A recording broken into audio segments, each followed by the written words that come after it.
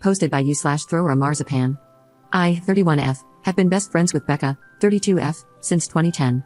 We were college roommates, and after we graduated, we still lived together, that is, until I moved in with my boyfriend Nate, 34M, in 2019.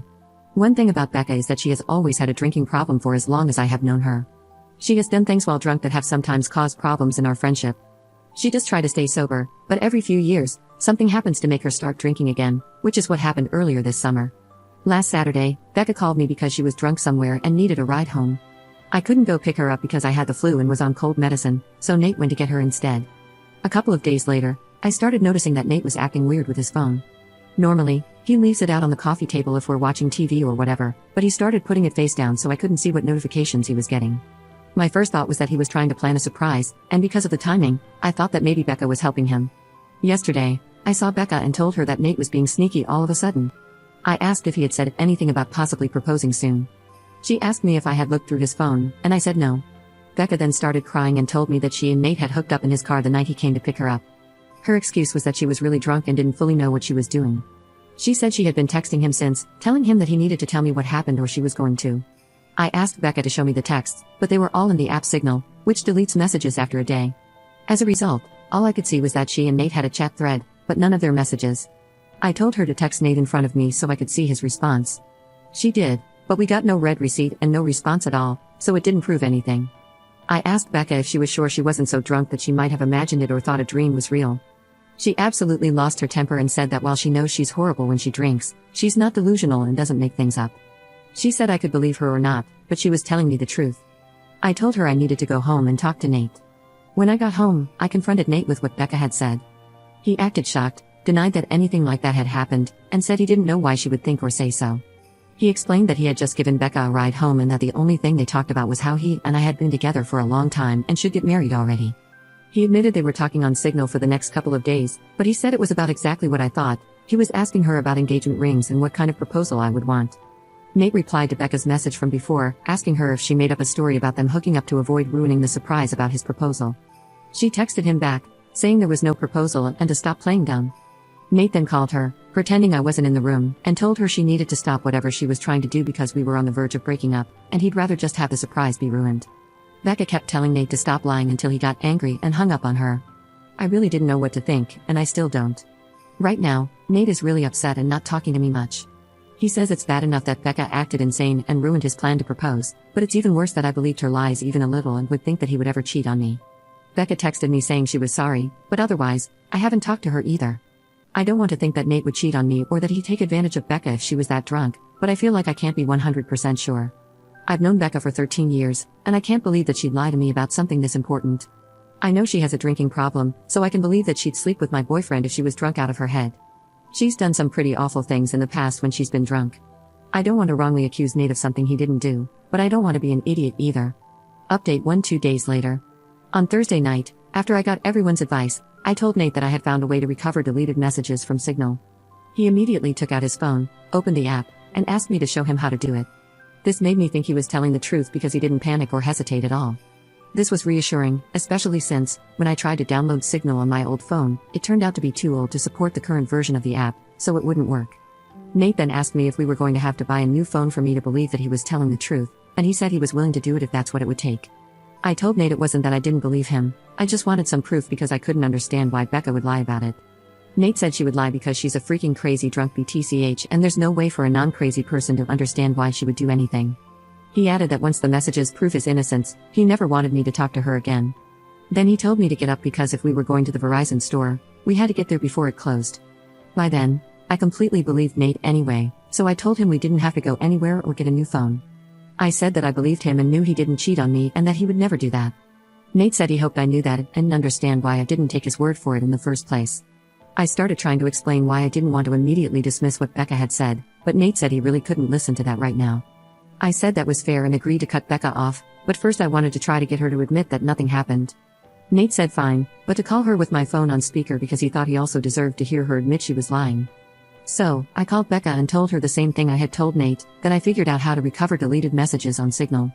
She asked why I would need to do that, and that was when I knew for sure that she was definitely making it up and not just confused somehow. I said it was because I wanted to have proof of what she and Nate talked about. Becca asked if I had seen their messages, So I lied and said yes. After that, Becca went silent until I finally asked her if she was going to say anything. Then she asked if that meant we were engaged now. So then I really just lost it on her and screamed, asking if she was serious, what was wrong with her, and how that could possibly be all she had to say. Becca started screaming back, telling me to calm down and saying that obviously I never believed her anyway because we hadn't broken up over it. I was crying by that point and couldn't really say anything else, so Nate told Becca to go screw herself and to never contact either of us ever again, then he hung up on her. A minute later, Becca sent me a completely unhinged text that I'm quoting here verbatim. "Courtney, you are supposed to be my friend for life. You are supposed to be there for me. You are supposed to be my person. But then you meet Nate, and now you only care about Nate. Everything is about Nate. Tell me why Nate comes to pick me up when I call you. I called you, not your precious effing Nate. I only want you to see how effed up this is, but do you? No, of course you effing don't.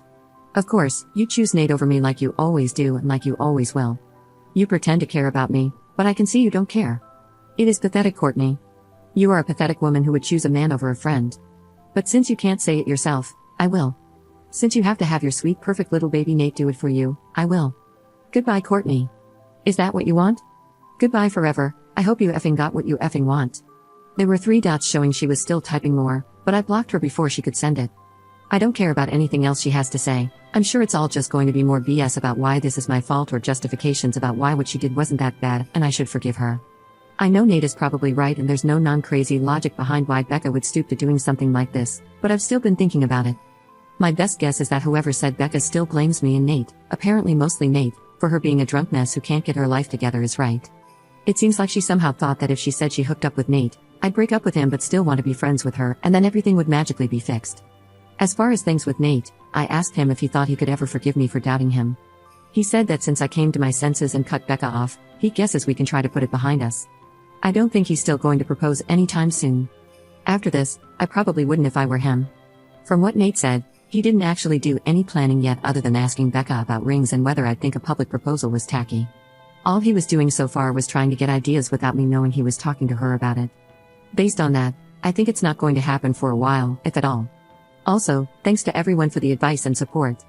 I know I didn't respond to many comments, but I really did appreciate everyone who cared enough to want to help. Update to 11.5 months later.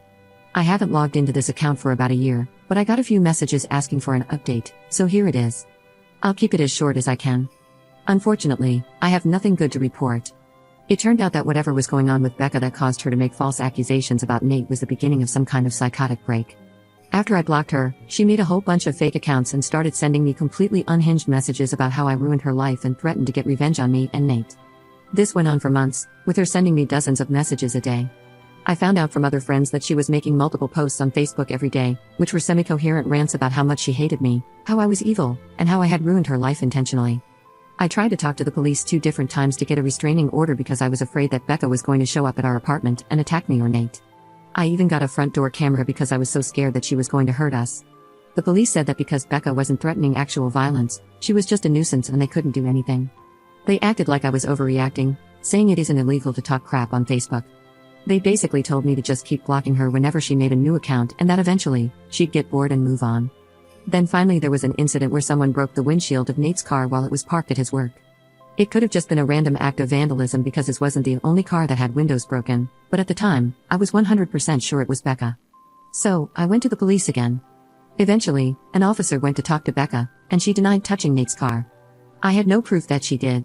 However, after the police talked to her, Becca was put into a psych ward for a week because her apartment was filthy, she was drunk out of her mind 24/7, and she was deemed a danger to herself. I have not heard anything from Becca since she left the psych ward. I don't know if she was diagnosed with something or if she's medicated now. I found out that she moved in with her dad, who thankfully lives in a different state. I check her social media occasionally to make sure she's not posting about me and that she's not around me. I haven't mentioned Nate much in this update because we're no longer together. He broke up with me after the windshield incident because he couldn't handle being constantly harassed by Becca, and to be honest, I don't think he ever forgave me for not taking his side immediately when everything started. It really hurt, but I can't blame him. I tried to talk to him about fixing things between us after Becca was gone, but he just wasn't interested.